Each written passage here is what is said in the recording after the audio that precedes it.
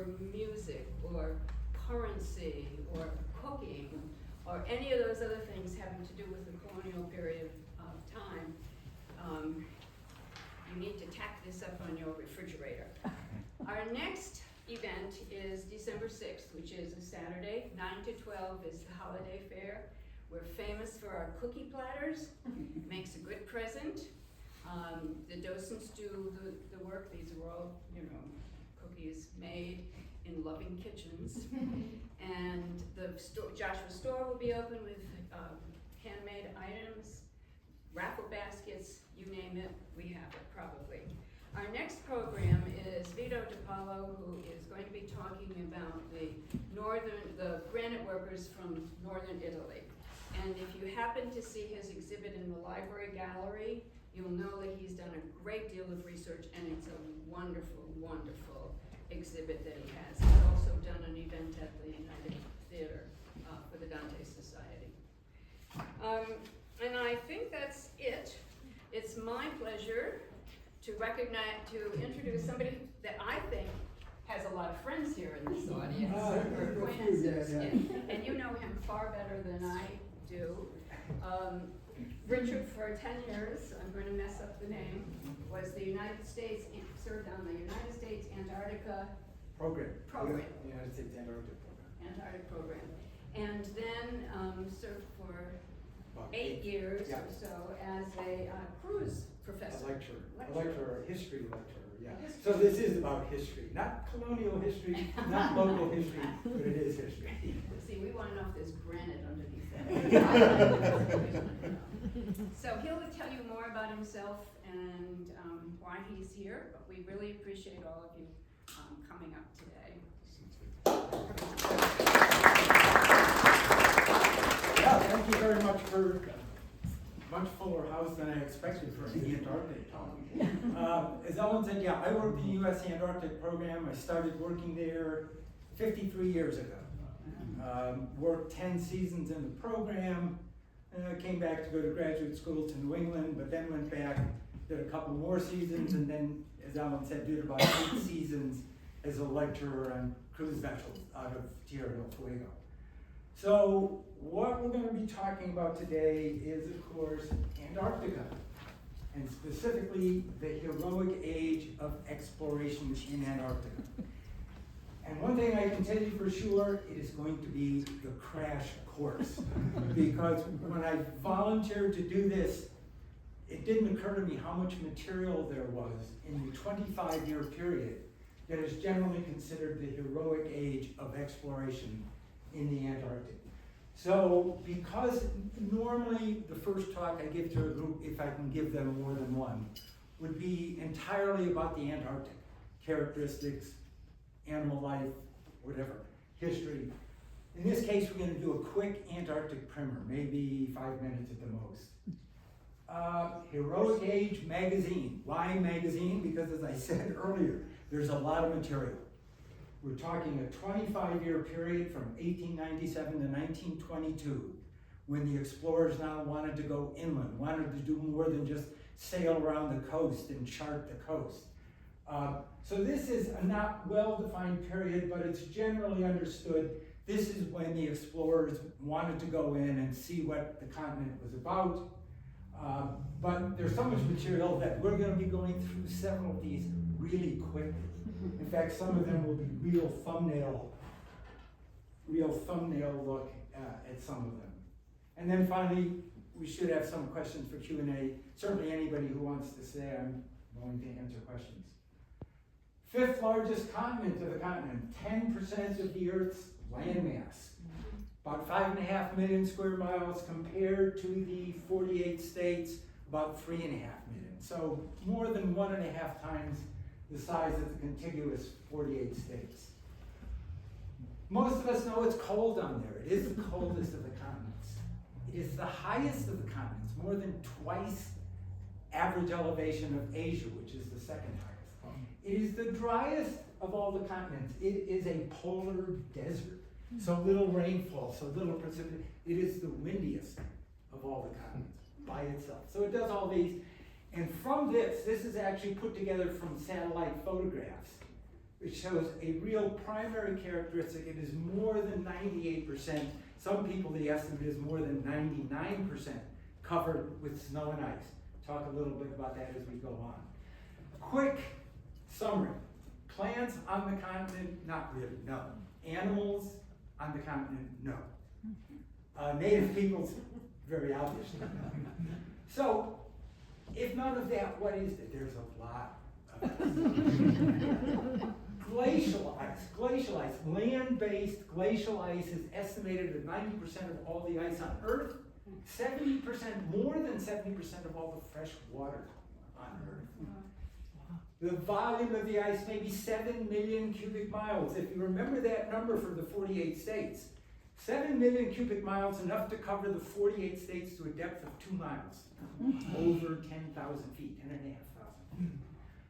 The weight, they estimate something over 28 quadrillion. That's what 28 quadrillion looks like if you were to write it. So, and that doesn't count the sea ice. We're talking just glacial ice. Sea ice.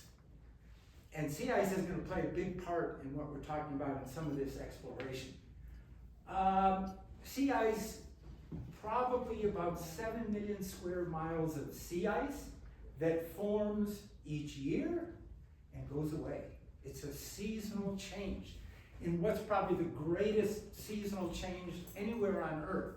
This ice forms during the winter months, probably peaks out in September, and then goes away, and then comes back.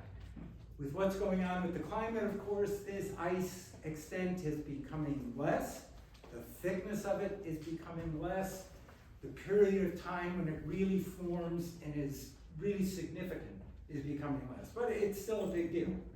Has a lot to do with the climate worldwide. It's a shame some of what's happening with the science program in this country because we need to keep studying the Antarctic. Who saw it first? Not James Cook. James Cook, in one of his great round-the-world expeditions, was the first to go across the Antarctic Circle. Where's the Antarctic Circle? What latitude? 66.5 degrees south. Yeah, 23.5 degrees off the pole. He was the first, 1773, he got to 71 degrees south latitude. Here we can see the 3 places that he crossed. He never saw the continent. Again, part of the effect of that sea ice. Could never get close enough to actually see any landmass down there. He knew there was probably landmass. This was done by his shipboard artist. He said all of this ice is glacial ice, these icebergs, not the sea ice, he knew sea ice. But the icebergs I'm seeing had to have been grown on the land. So there's probably a landmass down there. But he said, thick fog, snowstorms, cold, every other thing, inexpressible, horrid, doomed by nature, never once feel. He was not crazy about it. So he came away saying, I can be so bold as to say that no man will ever venture farther than I have done, and that the lands which may be to the south will never be explored. He wasn't quite right. One of the next guys to get there, as many of you I'm sure know, Nathaniel Stonington. Left Stonington Borough at age 20, turned 21 on the route, 47-foot sloop, the Hero. One of 6 ships, primarily came out of New Haven, but he was the smallest. His ship was the smallest, and he was there really to be a scout ship, because they were down there looking for southern fur seals, which is like, they're not true seals, they're what are called eared seals. But that's what they were doing. They had heard, other places, the fur seals were pretty much gone, but they'd heard that down in the South Shetlands, just off the Antarctic Peninsula. Now, here's Nat. If you haven't been to the house, the Palmer House Museum, just off of US 1, you should visit there. It's not open now, but it will be during the summer. In the 40s, it was considered that he had been the first to see the Antarctic continent. This was his routing in November 1820, out of the South Shetlands, down to the Antarctic Peninsula, and he didn't know what he was looking at. He could see there was a high land mass. He didn't know it was a continent, he didn't know it was part of the continent, but he was given credit for being the first. That was until the Russian logs that had been translated to German and then not until the 40s into English, Fabian Bellingshausen, captain of a Russian vessel, the Vostok, along with the Mirny, another Russian vessel. Bellingshausen wasn't even really a Russian. He was an Estonian. He was a Baltic German, as you can tell from the name, and had been born and was a citizen of Estonia, but of course the Russians claimed him because it was a Russian name.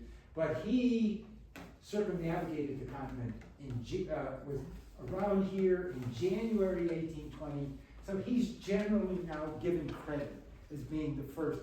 He also didn't know what he was looking at. He could see glacial ice, he could see a landmass, didn't know he was looking at a continent. Palmer lives on, maybe not in the ship may be retired soon, but the research vessel Nathaniel Brown Palmer, the stamp that probably none of you have ever seen, but I've got a whole sheet of. Okay, after the first yields were gone, and that was quick, 2-3 years, I don't know, they maybe went through 100,000. This was primarily the British and the Americans. There was a loss of interest. There wasn't so much going on. One of the expeditions that did then go down there was Charles Wilkes, U.S. Navy. He had 6 ships, the USXX, the U.S. Exploring Expedition. They went all over the place. 1838-42, here's the book, Nathaniel Philbrick. I'm sure a lot of you know Nathaniel Philbrick, Sea of Glory, America's Voyage of Discovery, 1838-1842. He went twice to the Antarctic, out of South America where he really didn't do much of anything, but then came out of Australia, 1,600 miles of coastline, and he is given credit for the first to have really determined that this was a continent.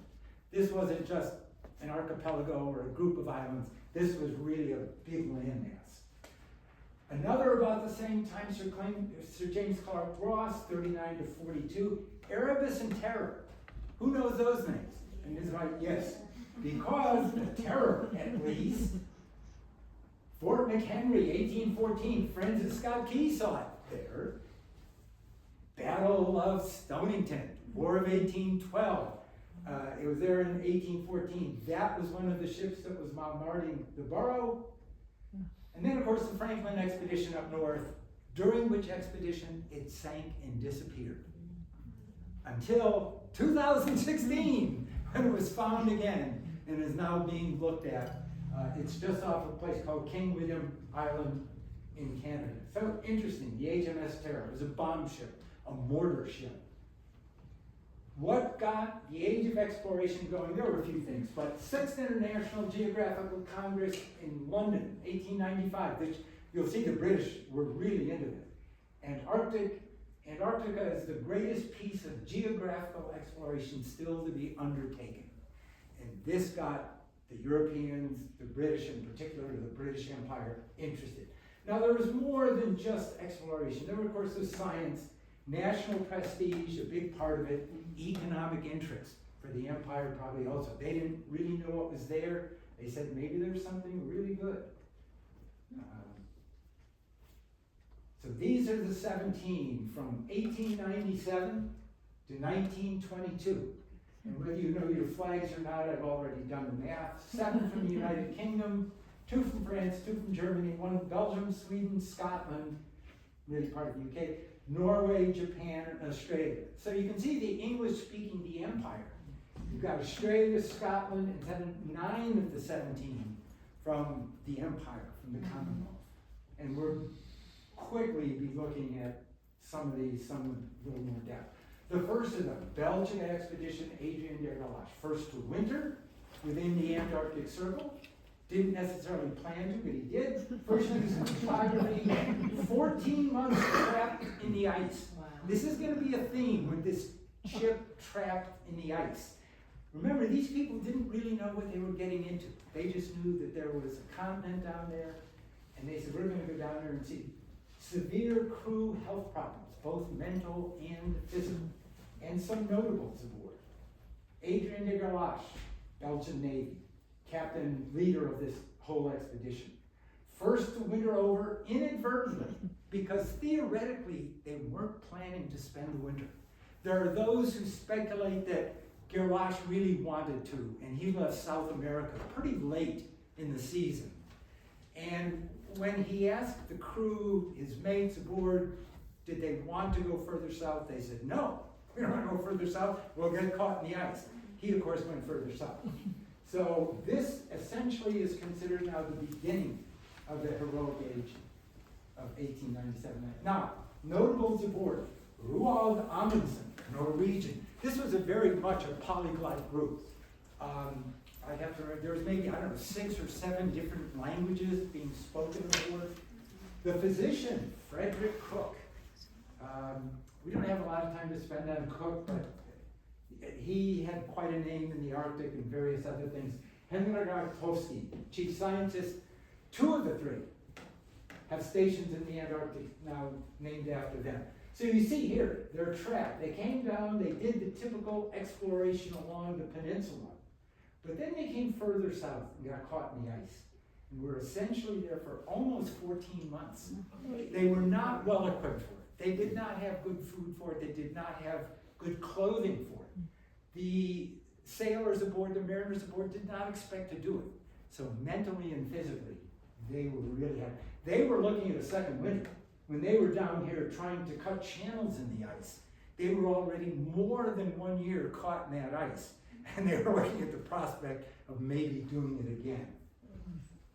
One of the books, this is a fairly recent one, The Madhouse at the End of the Earth. Madhouse because mental problems were one of the big things going on. Frederick Cook and Roald Amundsen essentially took over leadership of this. They were the de facto leaders because Gerlache didn't like to eat seal meat, didn't like to eat penguin meat, basically was just staying in his cabin. And of course, without fresh meat, what they had was not enough vitamin C to keep them from getting scurvy. So it was Cook who really insisted that they get whatever seals and penguins they could, insisted that every man ate some every day, who would see to it that a man who was having mental problems would stay in a heated cabin, stay in his bunk. And they eventually, the 2 of them, got him through the winter. Probably the high point for Cook in his whole life. Yeah, they were out there trying to cut, trying to blast. They had dynamite with them. They eventually did get free. The 2 books that the onboard people did, Roald Amundsen's Belgica Diary, Through the Antarctic Night by Frederick Cook. So much for that. Southern Cross Expedition, 99 to 0, 1900. Karsten Borchgrevink, British flag. You might say Borchgrevink doesn't sound like much like an English name.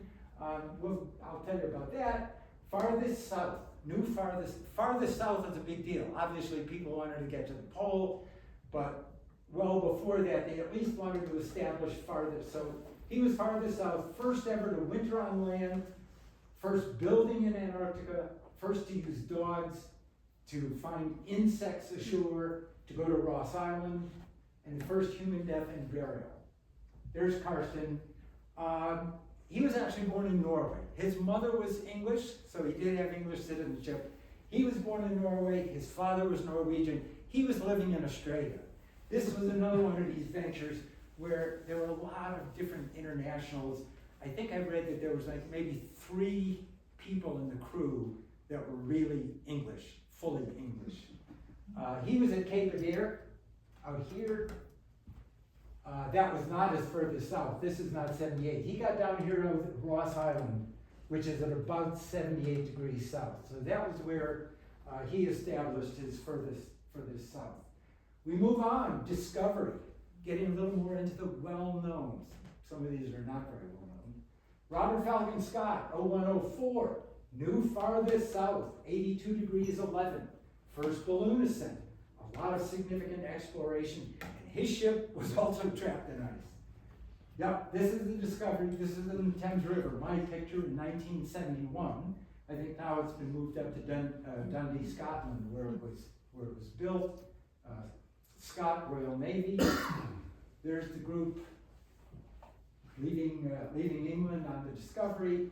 The hut built, the Discovery hut, very near to McMurdo Station, the big U.S. station down there.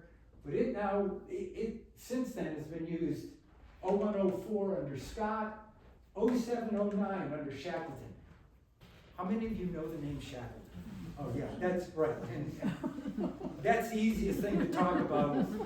I probably spent more time on it than I should, but so 0709 Nimrod expedition of Shackleton. Shackleton, of course, was with Scott in 0104. 1910-13, that was Scott coming back. 1914-17, that was the Ross Sea group of Shackleton's endurance expedition. They were on a ship called the Aurora. So, as I said, Discovery also caught in the ice. They thought they were going to have to send, they did send a relief ship down to gather up, but as the relief ship got there, Discovery also got free, so they were able to go back on their own. This, as I said, a lot of exploration, these blue lines, various exploring groups. The red line, the trip south, the sort of attempt to get to the South Pole. That was Edward Wilson, who was a scientist that worked very closely with Scott, and Shackleton. Shackleton was in that particular group. Gauss, so we're leaving that, going on to the Gauss. First German expedition, 0103, Erich von der Galski. Second balloon ascent, the ship was trapped in ice. They did an unexpected winter. Yeah, unplanned winter. He was a bright guy. He was a scientist. He was the one who said, you know, we've got all this ash from coal that we're burning. We've got all this garbage. You know, theoretically, if we put this on the ice, that should melt the ice. This will absorb more solar energy. And he was right. He was on the Gauss. Here was his track, entered the ice here, winter quarters there, and eventually got free of the ice further out. Balloon ascent, as I said, putting garbage and trying to get this ice kind of taken care of. We're done. Antarctic expedition of Otto Nordenskjold, and this one you're going to have to pay attention to. The ship was trapped in ice.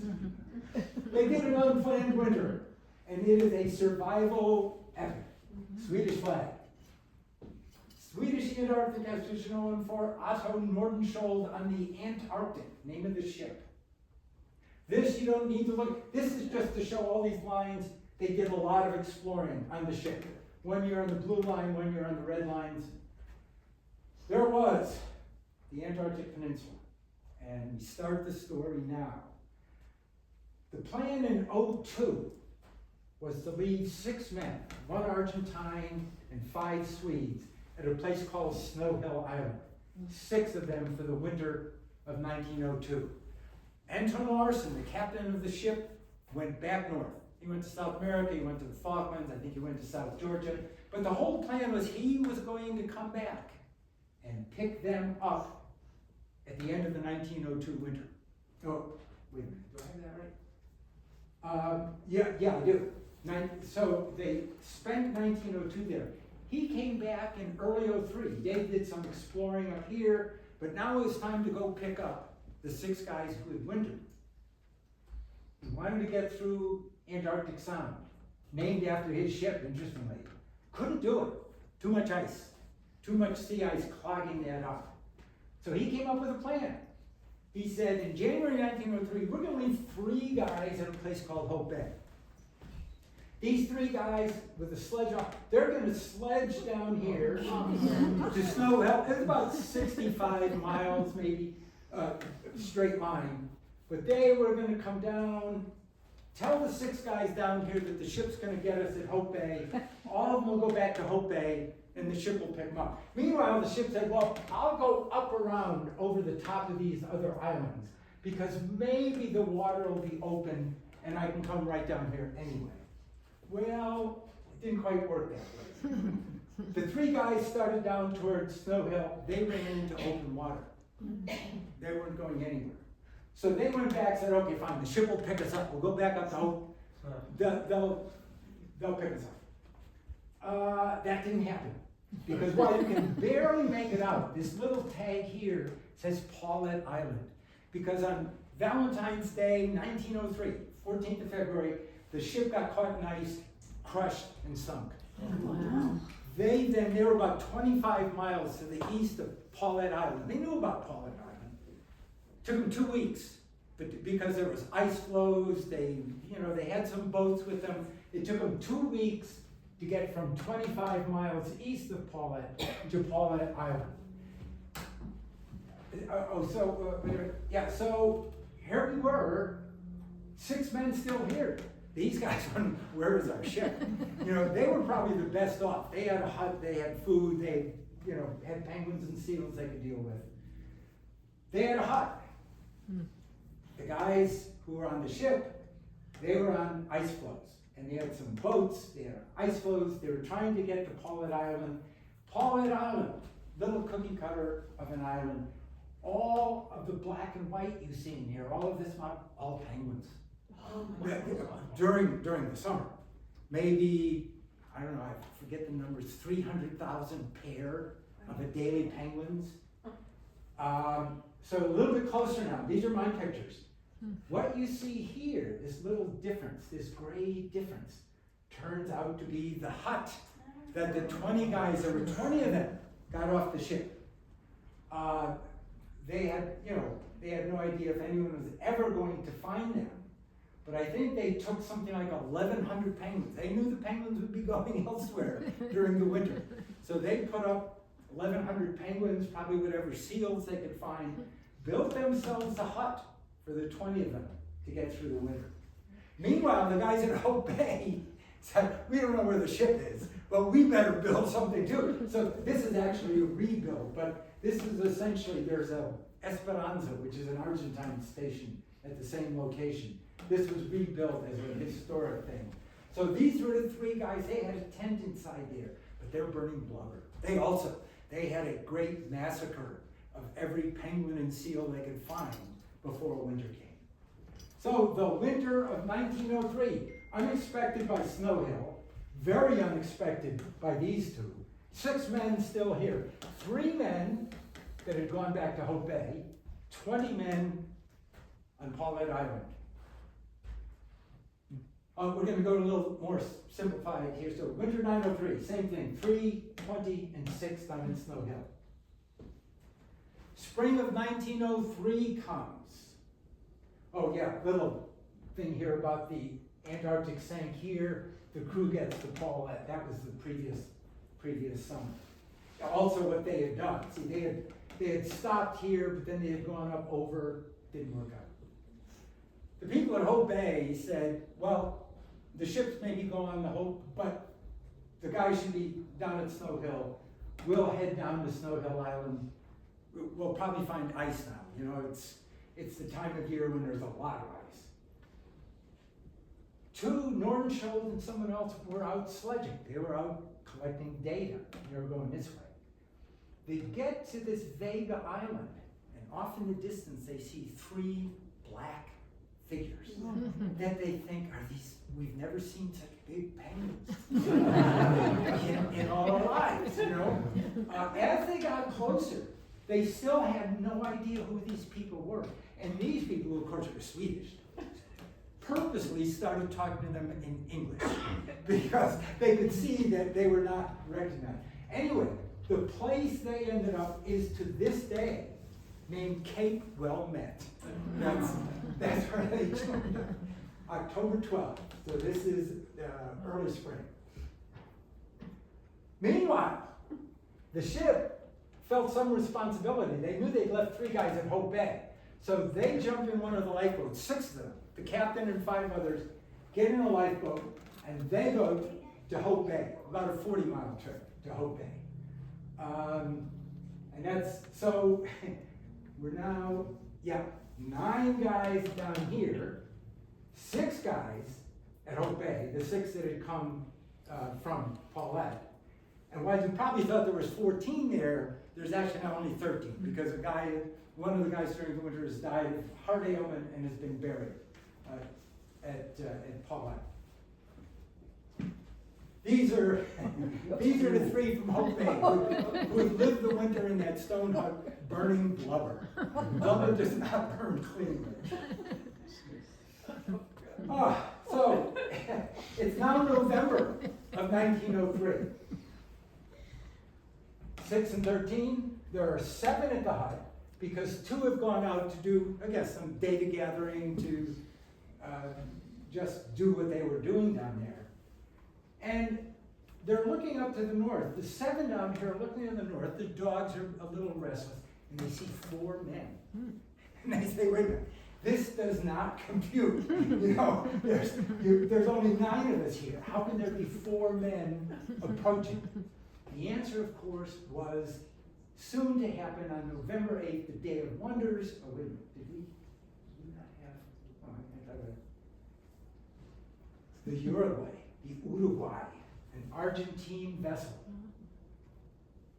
And 2 extra people were 2 officers from the Uruguay, which was not at Snow Hill, but was as close as they could get with the ice conditions. The 2 had come down here to tell the 9 that we're here, get your stuff and go to the ship. On the very same day, they got to the hut midday on the 8th of November. The very same day, the 6 who had been at Hope Bay, that evening, the dogs are restless again. And on the very same day, the 6 from Hope Bay show up at Snow Hill. So, end of the story. Uruguay picks up the 15 Swedes there, picks up the 13 that are still at Paulette. Off they go. Off they go to Argentina. And if you go to Buenos Aires, you can see the Corbeta Uruguay, which is in the river there. This is their big deal, showing how the Buque Museo Corbeta Uruguay and how they rescued the Swedish expedition in 1903. All right, Scotia expedition. I have very little about this Scottish expedition. Happened in the South Orkney Islands, and I mentioned that because Palmer, again, Nathaniel Palmer, and a British captain, a young man named Powell, are given credit for having discovered that, and there's no controversy about that. They did discover the South Orkneys. First motion pictures, first bag popper, and Scott in the Antarctic. The ship was trapped in the ice, briefly. 5 were left there at a meteorological station, who were eventually relieved by the Uruguay, because the meteorological station was turned over to the Argentines, who have kept it up ever since then. That meteorological station has been there straight through since 1904. Francais expedition 0305, Jean-Baptiste Charcot, an interesting man, we'll talk about him, launched for the Northern Shoal rescue. The Uruguay and 3 ships from Europe were launched because it was known that Northern Shoal hadn't come back. And so there were actually 4 ships that were launched to go find him. The Francais was one of them, Jean-Baptiste Charcot. Significant exploration, the ship badly damaged on the rocks, not on the ice thing. They had a mascot pig. I thought that was pretty cool. French flag. He came back. He did that one. He came back the next French expedition on the Port Pas. Again, Jean-Baptiste Charcot. Yeah. Significant exploration again. The ship badly damaged on rocks again. Different ship. Large quantity of fine wines aboard.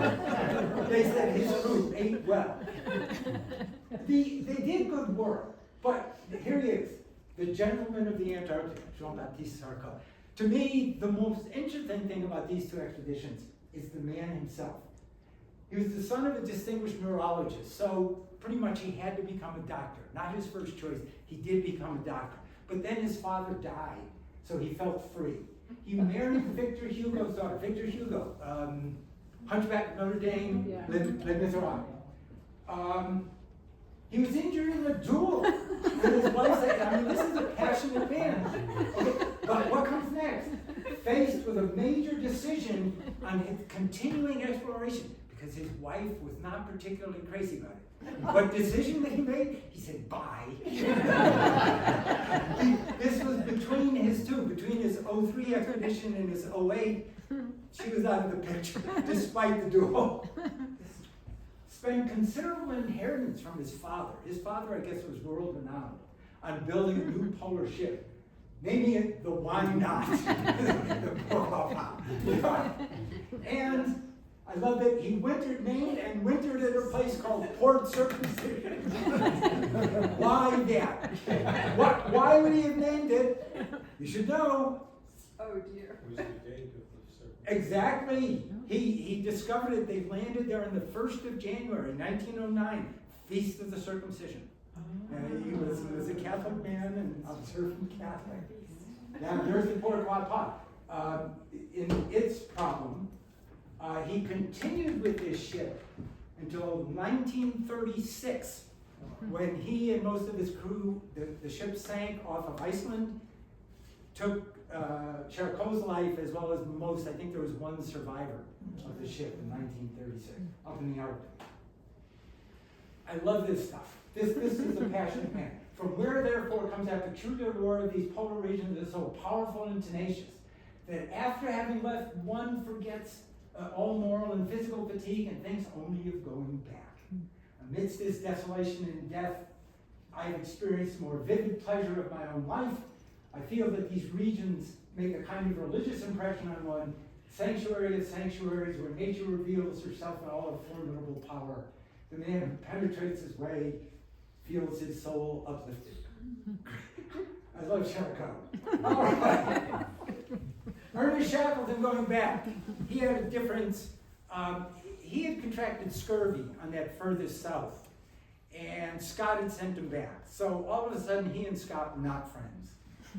He put together his own expedition on a ship called the Nimrod, first ever to bring a motorized device to the Antarctic, ascent of Mount Erebus, I'll show you a picture of that, trek to the South Magnetic Pole, which was actually about 6 degrees further north from where they were, and established a new farthest south, 8823, 97 nautical miles from the South Pole, where he turned around because he was smart enough to know if we go to the pole, which we can, we'll never get back. We don't have the food.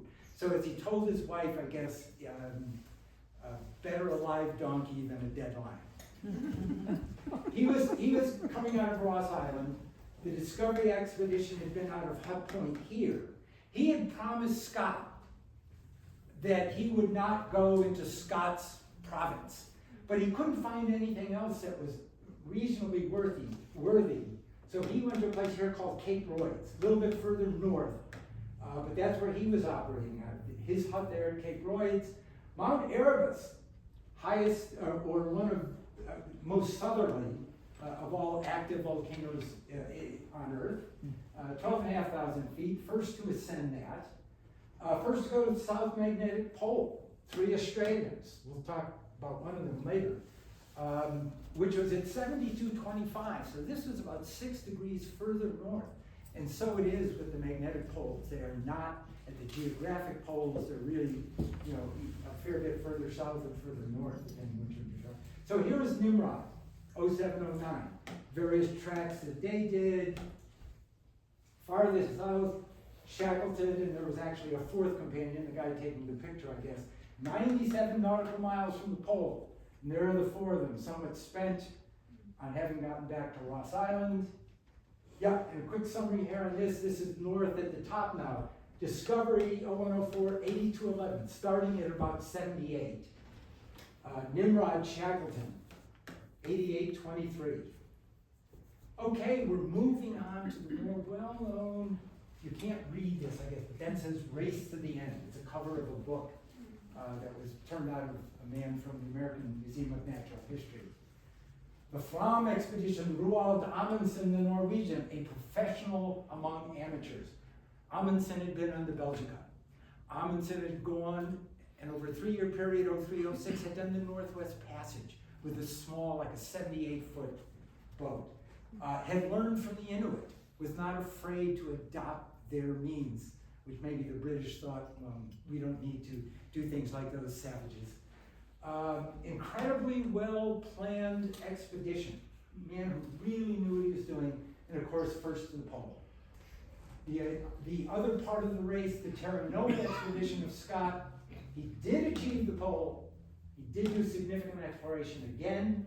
He had a northern party that did an unexpected winter north of Ross Island. Not a survival epic. Last Place on Earth. Good book. Roland Huntford, not very big on Scott. This book praises Amundsen a great deal, does not praise Scott so much. Also a 7-part series, video series, that was shown on Masterpiece. The Rhode Island Library has a copy of that, and it's really good, if you're interested in polar exploration. The Terra Nova, 1910-1913. The English have loudly and openly told the world that skis and dogs are unusable in these regions, and that fur clothes are rubbish. We shall see, we shall see. The Fram. The Fram is a wonderful ship. Built by a man named Nansen, a Norwegian who went north with it. He built it with the express purpose of freezing it into the ice and then letting the ice take it wherever. He was not worried about this ship being crushed. The Fram Museum, they consider themselves the best museum in Norway. I consider them the best museum in the world. The Fram is in this A-frame. Next to the smaller A-frame next to it is the Joa, 78-foot fishing vessel that Amundsen used to do the Northwest Passage. Magnificent, just outside of Oslo. This was the hull shape of the Fram. It was built this way so that if the ice started pinching on it, the ice couldn't grab it. The ice would push it up, would pop it up. She was terrible in open water. Hurled ferociously and very wet. Not fun to be in the open water, but in the ice, magnificent. You can see the kind, show you some of my pictures of these things on the Fram itself. Incredibly strong hull. Amundsen had put a diesel aboard. Everything prior to this had been steam. And he said, steam, if you get caught and you have to wait, steam takes too long to get up. And it's just too much. He was bright enough to put an early diesel engine on that ship. So if he wanted to go, he could go. So these are the 2 tracks. 1911 Amundsen, 1912 Scott. December 1911, Amundsen gets there after only 55 days underway. A lot of use of dogs, there were 5 of them. Put up that, spent 3 or 4 days at the pole itself to make sure they were where they thought they were, that they could prove that they were where they thought they were. Headed back, I think it took them 55 days out, I think it was maybe 43 days back. So they did the whole trip from the coast out and back in 98 days. Meanwhile, the British, with their ponies, were still underway. They got a little bit, they started about a week later than Amundsen, but it took them 4 weeks longer to get to the pole. They were using ponies, not a good idea. You can't feed ponies seal meat or penguins, you know, you have to carry all their food. When the ponies were done, they were then man-hauling. A worse idea. They thought this was very noble, and perhaps it was. But they were doing the last part by man-hauling their sledges. They arrived about 5 weeks later. I said they started a week later, took them 4 weeks longer. It's now mid-January. Great God, this is an awful place. Now for the run home. I wonder if we can do it. They, of course, found the Norwegian tent there, took a last picture, kind of a grim, glum-looking picture, headed back, and of course they could not do it. 1 died, then a second one died, and then 3 ended up in a tent 11 miles from a depot. A depot that had been put 30 miles further north than they had planned to put it, but they were having problems, so instead of putting it at 80 degrees, I think they were putting it at 80 degrees south, they put it at, no, they were gonna put it at 85. Anyway, they put it 30 degrees, 30 miles less than they wanted to. That would have taken care of this. The cross on Observation Hill at McMurdo Station, with a quotation on it about the loss of their lives on the way back. The British, of course, said, well, Amundsen had been lucky. This is what Amundsen had to say in his book about how he had been lucky. He had had everything in order. Defeat a certain friend who has neglected to take necessary precautions. This is called bad luck. Amundsen's book, The Last Viking. Well, not Viking, but we move on. So that's the great race for the pole. Move on. Deutschland, second German expedition, Wilhelm Filchner, 1911-1913. This plays a part in what Shackleton eventually does. His ship was trapped in the ice over the winter, March, November. He had a severe problem with his captain. A lot of these expeditions, you had a ship's captain, you had an expedition leader. In this case, he had this guy named Vassel. And Vassel set the crew against the science contingent, did not go well. Even after Vassel died, what they think was a heart disease. I'm trying to think of the type of heart disease. Not good. But they did reach the southernmost point in the Weddell Sea, about 78 degrees, something that no one else had ever done. Shackleton knew that. He also knew that what Filchner really wanted to do was cross the continent.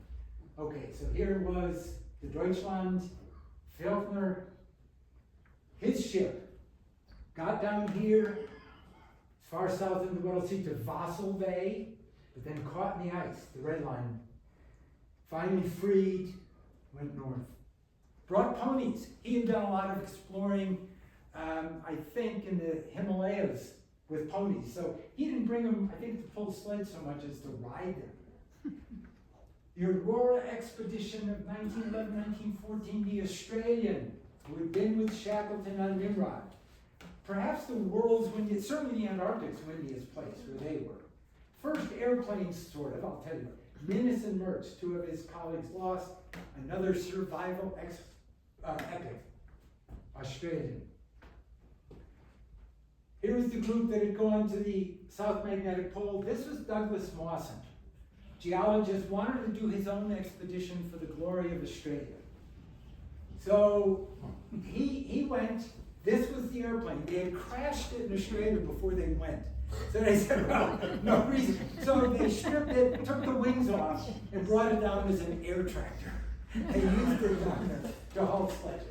So that's why I say sort. And he's given credit for having brought the first aircraft to the Antarctic. Never flew, of course. 2 books on it. His book, Over the Blizzard, Mawson's Will, Bickle. Both very good books because their epic survival story.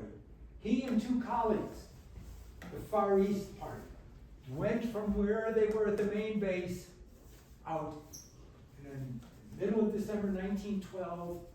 Belgrade Ninnis, young man, goes into a crevasse. It says there he dies. But he didn't so much die, it's just disappeared. Along with one of their 2 sledges, a good number of their dogs, and most of their food. Mertz and Mawson head back. And they get to 8 January, about 3-4 weeks later, and Mertz dies.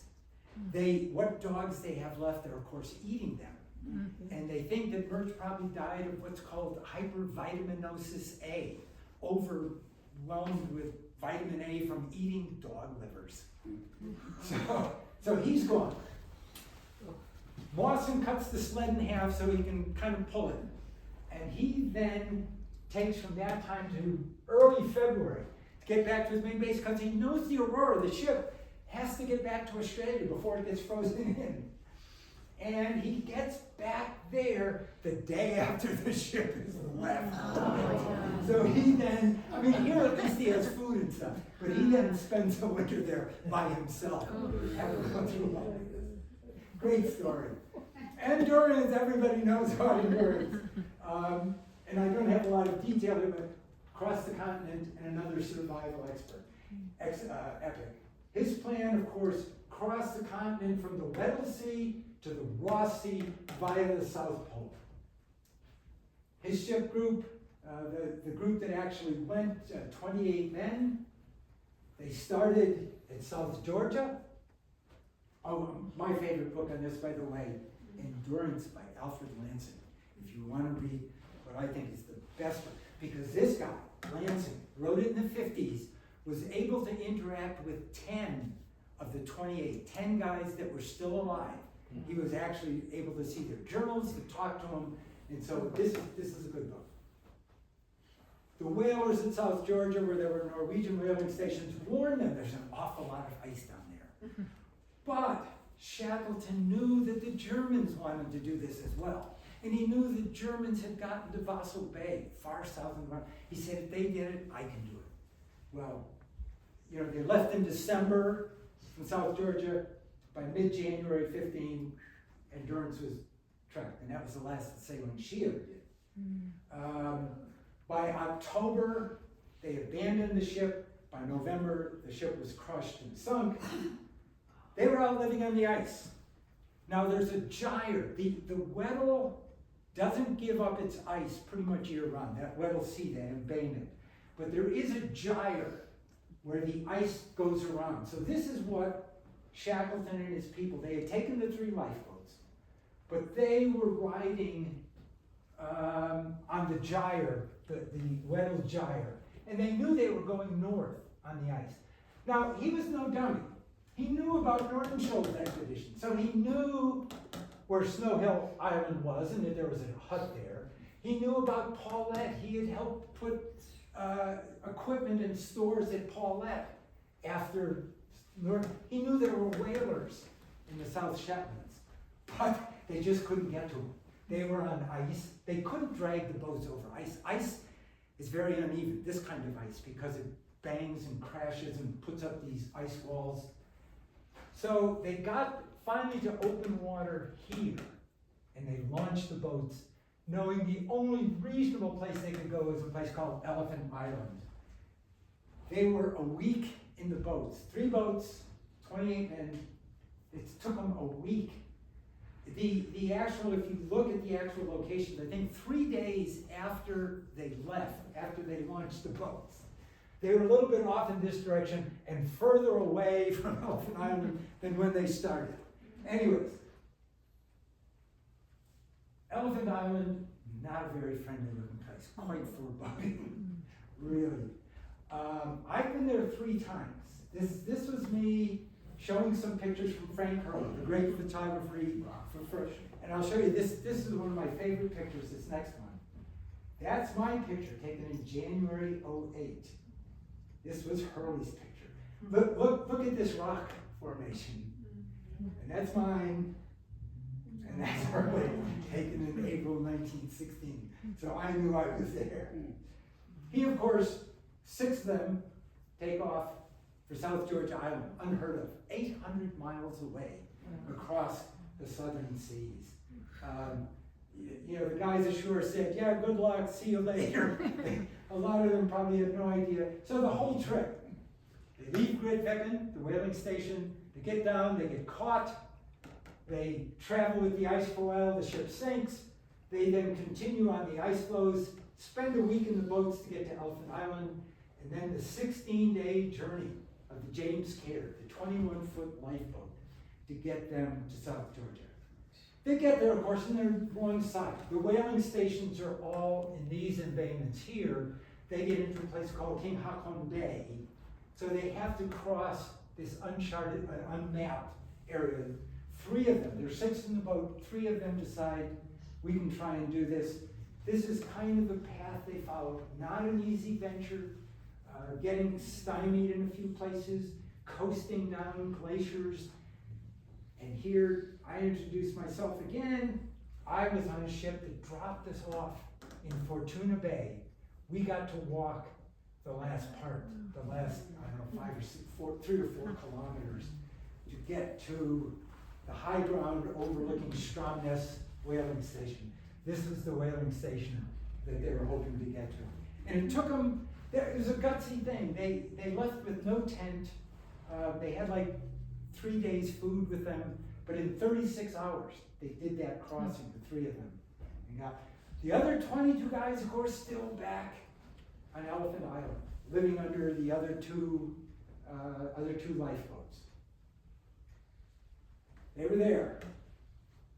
A whaling ship, of course, first comes out of South Georgia. The Norwegian whaler said, fine, we'll go get them. They think, they can't, too much ice. He goes to the Falkland Islands. He Shackleton goes to the Falkland Islands, gets a ship there. They try and go. Nope. he goes to Punta Arenas, Chile, asks the Chilean for help. The Chileans say, sure, we'll send a ship. They do, can't get there either. Finally, and these are all wooden ships. Wooden ships do better in the ice because they don't tear. They abrade, but they don't tear, so they're a bit safer. The most unlikely of ships to get there is this little tug called the Elcho, steel. Yep. They get lucky. They head into the ice. Oops. They head into the ice. They're actually able to get to Elephant Island, pick up the 22, back they go. So, postscript here, I guess. Aurora Expedition 1417, same period, Aeneas McIntosh, Shackleton's Ross Sea Support Party. He, of course, was expecting people to put food and fuel caches up toward the pole so that when they were getting past the South Pole, they'd have stuff. Their ship is trapped. There's 10 of them ashore on Ross Island. There's this horrendous storm. The ship, of course, is anchored to the shore with a big anchor. The cables do not hold. The ship is gone. Oh. The ship that they expected to spend the winter on in the bay is gone, along with most of their clothing, a lot of their food, a lot of the equipment they were going to use to do these depots. They improvised mission essential equipment. They go to these other 2 huts. They're in one of those 3 huts on Ross Island. They go to the other, they find clothes, they make clothes, they get whatever animals can, and they accomplish the mission. They have no idea that Shackleton has not even gotten ashore. So they're out there saying the lives of those people coming across depend on us. So they actually put in the depots they were expected to put in. They ended up losing 3 of the 10 that were ashore. 1 from scurvy, 2 from people who wanted to travel across the sea ice and ended up not making it because of a storm. So while they say Shackleton lost none of his 28, 3 of the 10 who were supporting him from the other side. This was the Ross Sea Party prior to their departure. The big anchor that was holding their ship next to their hut. The anchor was probably great, the cabling was not so great. Shackleton's Forgotten Men, another by Bickley, good book. Yeah, so here's what they had done. They had come from Ross Island here, had put depots as far as Mount Hope at the base of the Beardmore Glacier, just before they would start climbing up to the polar plateau. And we end with the quest. Ernest Shackleton, again, this is number 4 for Ernest. The goal, of course, is the ship they have is nothing much. Sharp 2,000 miles of coastline. They, of course, changed leadership during the expedition, and it really counts as the end of the heroic age. This is Grytviken. The reason they change leadership, of course, is January. At the beginning, Shackleton dies, heart disease, aboard the ship Quest. This put up by his mates on the Quest. Here's the plaque on there. Sir Shackleton, explorer, died here, erected by his mates. That was in January. His body was sent back to Argentina because they assumed he was going to go back to England to be buried. Got back to Argentina. His wife said, no, that's okay. He loved the South. Bury him down there. I don't want to get into, he was a little bit of a womanizer. So she probably had enough. So he then gets taken back to South Georgia and is promptly buried about 2 months after he died. Here's Grytviken again, the whaling station, Whalers Cemetery, not far from the town itself. This piece of granite. Did we say we wanted granite? Yeah. Granite! Yeah, me. Ernest Henry, 1874, me again. And on the back, he was big on Robert Browning. I hold that a man should strive to the uttermost for his life's set prize. Browning was his favorite. So a couple postscripts. The prow of the Elcho. I saw it first in Punta Arenas, Chile. I think now it's in Puerto Williams, but that is a monument in Chile. And the final postscript, McCarty, Timothy McCarty, one of the 6 that was on the 800-mile boat journey to South Georgia. One of the really great sailors. In less than a year, they of course got back to England, First World War going crazy, 1916. So I think 3 of them dead within a year. So March 1917. So it's 1922. A couple of groups have been to the South Pole, been around here. The peninsula is very well known. The coast is sort of well known, but that's it. 100 years ago, that was all they knew. And everything we know about it now has happened since then. And of course, satellites have done a lot for that. Questions? Any questions? Yes. Was there any means of communication between the boats? No.